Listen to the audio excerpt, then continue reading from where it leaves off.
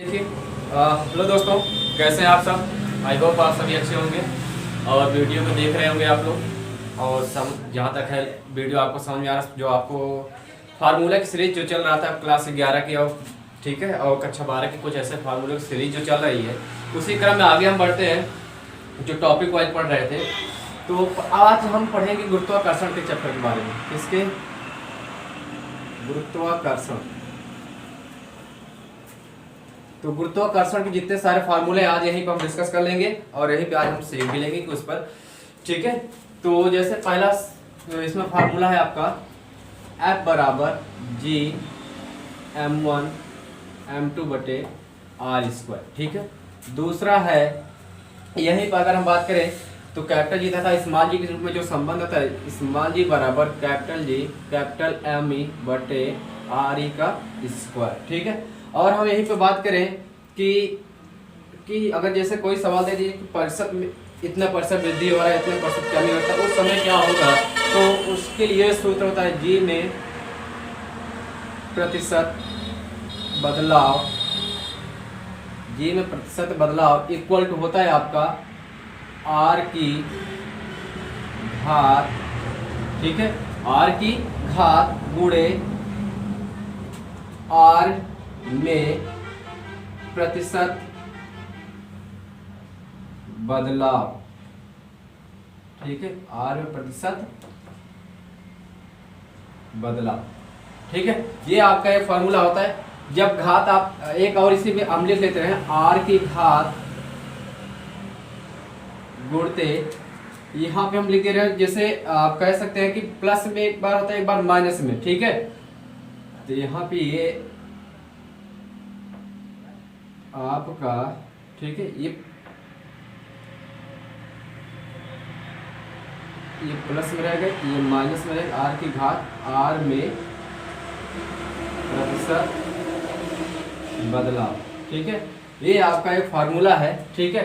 ये माइनस कब के लिए? जब कमी किया जाए, ये प्लस कब के लिए? जब वृद्धि किया जाए, ठीक है। तो दोनों सूत्र आराम से देख के हल करिएगा सवाल को, ठीक है। अब चौथी की बात कर लेते हैं। जैसे अगर कहीं आप ऊंचाई पर जा रहे हैं तो उस समय जी के मान में क्या परिवर्तन होता है? हम जी के मान में परिवर्तन, जी के मान में परिवर्तन, ठीक है। तो जी के मान परिवर्तन के लिए जो पहला होता है आपका, पहला जब ऊंचाई पर जाए, कहां पे जाए? जब पृथ्वी तल से ऊपर जाए, जब पृथ्वी तल से h ऊंचाई ऊपर जाते हैं, तो जब h ऊंचाई ऊपर जाते हैं पृथ्वी तल से, तो उस समय जो आपका जी में के मान में जो परिवर्तन है, जी डैश बराबर होता है आपका जी एम बटे आर प्लस एच का होल स्क्वायर इंटू जी, ठीक है। ये आपका होता है। और इसी में अगर हम बात करें दूसरा फार्मूला, ठीक है, जब एच गहराई नीचे जाते हैं तो जी डैश बराबर, आपको देखिए, एक बार पृथ्वी तल से ऊपर गए और एक बार पृथ्वी तल से कहां जाएंगे? नीचे जाएंगे। उस समय जो जी के मान परिवर्तन होगा आपका होता है जी डैश बराबर जी 1 माइनस एच अपॉन आर, ठीक है। ये आपका क्या होता है फार्मूला, जब एच गहराई क्या करते हैं? नीचे जाते हैं। और ये क्या है आपका, जब एच गहराई क्या करते हैं? ऊपर जाते हैं, ठीक है। और अगर यहीं पे एक और बात कर लिया जाए कि पृथ्वी की घूर्णन गति के कारण जो पृथ्वी की घूर्णन गति के कारण जो गुरुत्वाकर्षण के मान परिवर्तन होता है, तो उसे भी लिख लेते हैं पृथ्वी के घूर्णन की गति के कारण जी के मान में परिवर्तन, जी के मान में परिवर्तन, तो घूर्णन के कारण जो जी के मान परिवर्तन होता है वो होता है जी डैश बराबर G minus R omega square into cos lambda, यहाँ पे आपका स्क्वायर रहेगा, ठीक है। तो जी डैश बराबर G minus R omega square into cos square lambda, ये आपका क्या होता है, फार्मूला होता है। ठीक है, तो ये इतने सारे किससे संबंधित है, आपके गुरुत्वीय त्वरण से संबंधित है। ठीक है, और यहाँ पे देखो बात कर लेते हैं, जैसे अगर हम बात करें चौथे का पहला दूसरा तीसरा हो गया। अब पांचवा नंबर देखिए आपका पूछा जाता है कक्षीय वेग और पलायन वेग पूछे, तो कक्षीय वेग बराबर होता है आपका, कक्षीय वेग बराबर होता है आपका, कक्षीय वेग को हम क्या कर सकते हैं, वी नॉट से प्रदर्शित करते हैं। ठीक है, किससे, वी नॉट से, वी नॉट बराबर अंडर रूट 2g/h। ठीक है, क्या होता है आपका अंडर रूट 2g/r कर लीजिए, r ज्यादा सही रहेगा, आपका त्रिज्या होती है जो। ठीक है, r 2g/r। और यहीं पे छठवां जो होता है आपका पलायन वेग, पलायन वेग, तो पलायन वेग जिसे हम स्केप वेलोसिटी वी कहते हैं, वी बराबर होता है अंडर रूट 2v पढ़ चुके। अब पढ़ते हैं आप किसके, लिफ्ट की गति, यानी कि लिफ्ट जब एक समान रूप से ऊपर जाए, जब एक समान त्वरण से ऊपर जाए, ठीक है, एक समान त्वरण से नीचे आए, तो इसके बारे में डिस्कस कर लेते हैं, लिफ्ट की जितने भी फार्मूले हैं। तो पहला, जब लिफ्ट समान वेग से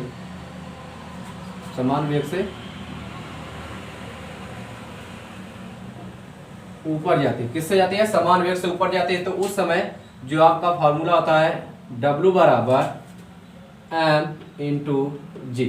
ठीक है, दूसरा हम बात करें, जब लिफ्ट एक समान त्वरण से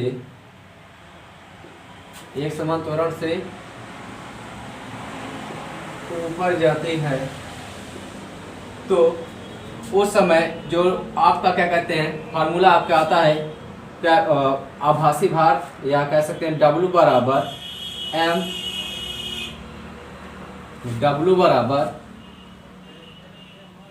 g+a।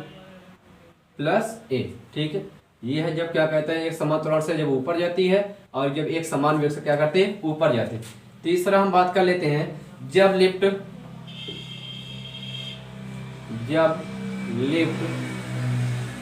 एक समान जब लिफ्ट एक समान त्वरण से नीचे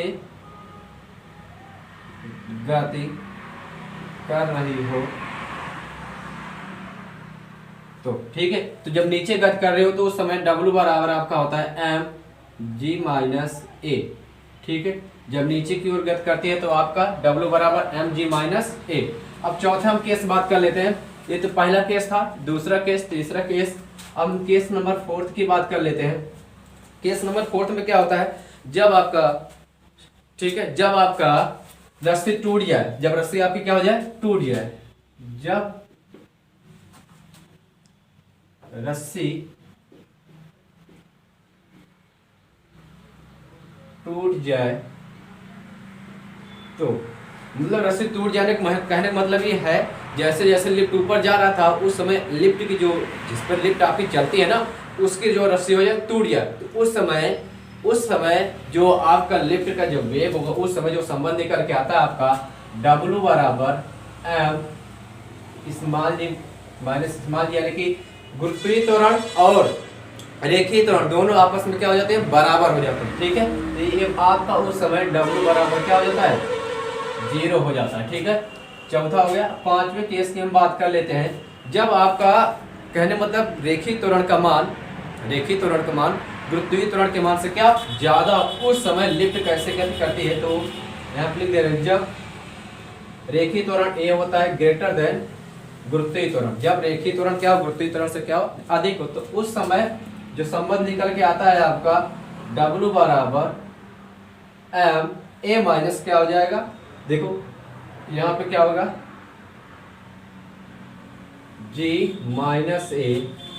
तो उस समय जो हमारा कहने मतलब जो हमारा व्यक्ति उसमें बैठा रहेगा लिफ्ट में, वो छत पर जाके क्या होता है, टकरा जाता है, छत पे क्या होता है, टकरा जाता है, यानी कि उस समय जो क्या माने हमारा क्या मिलता है, नेगेटिव मिलता है। क्या मिलता है, नेगेटिव मिलता है। तो ये आपके लेफ्ट से संबंधित सारे फार्मूले हैं, ठीक है। तो और आगे चलते हैं हम आप, चलिए अब देखिए किसके बारे में शुरू करते हैं। अब वृत्तिगत के जितने भी फार्मूले हैं उसको हम पढ़ लेते हैं, ठीक है। तो पहला जैसे आपका हम बात करें अभिकेंद्र त्वरण, क्या है, अभिकेंद्र त्वरण, ठीक है। क्या है आपका, अभिकेंद्र त्वरण। तो अभिकेंद्र त्वरण को हम अगर हम कहें तो इसको हम किससे प्रदर्शित करते हैं, तो आपका इससे जो प्रदर्शित करते हैं ए सी से। अभिकेंद्र त्वरण को हम किससे प्रदर्शित करते हैं, ए सफिक्स में सी, ठीक। ए सी बराबर आपका होता है V square upon T. V square upon क्या होता है, टी होता है। दूसरा बात कर लेते हैं अभिकेंद्र बल। अभिकेंद्र बल, अभिकेंद्र बल को अगर हम बात करें किससे प्रदर्शित कर देंगे, एफ सी, ठीक है। एफ क्या होता है आपका, M V square upon R, या स्मॉल आर भी लिख सकते हैं आप। स्मॉल आर जहां तक लिखा जाता है उसे स्मॉल आर ही लिख दे रहे हैं, M V square upon R. तीसरे की अगर हम बात करें इसी में और हम पढ़ते हैं, देखिए आपका वक्र पथ का ढाल, वक्र पथ का ढाल यानी कि थीटा, कि थीटा की यह मान कितना होगा, कि ढलान क्या होगा, ढाल क्या होगा। उस समय जो हम पढ़ते हैं सूत्र आपका under root R G tan theta होता है। क्या होता है आपका, वक्र पथ का ढाल थीटा बराबर under root R G tan theta, ठीक है। ढलान होगा,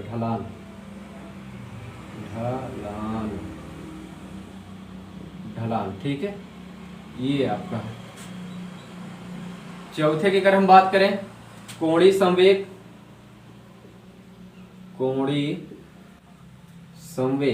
तो आप देख कोणीय संवेग, आप संवेग आप पढ़े, संवेग बराबर क्या, द्रव्यमान गुणे वेग होता है। तो उसी प्रकार से यहाँ पे कोणीय संवेग बराबर भी होता है आपका द्रव्यमान गुणे वेग गुणे त्रिज्या, द्रव्यमान गुणे वेग गुणे त्रिज्या होती है, ठीक है। द्रव्यमान गुणे वेग गुणे त्रिज्या। तो इसका जो कोणीय संवेग हम L से प्रदर्शित करते हैं, L बराबर होता है M V into R, L V M into R, ठीक है।